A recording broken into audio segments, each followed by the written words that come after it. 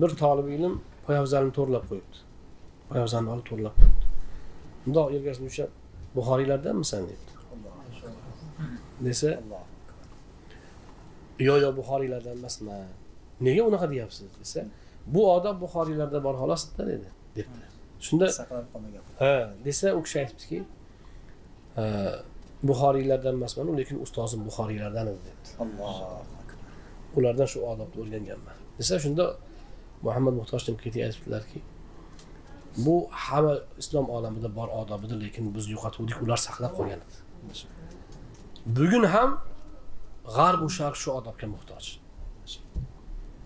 Bunga mahkam bo'l debdi. Poyabzal to'g'rilash nima degan gap o'zi desa, bunda juda katta ma'no bor. Birinchidan, birovni poyabzalini to'g'rilab qo'yish bu kibrni sindiradigan eng go'zal amallardan. Shunda birovni poyabzalini to'g'rilab qo'ying, siz o'zingiz yomon ko'rgan odamning poyabzalini to'g'rilab qo'ying-da. Nafsga og'ir.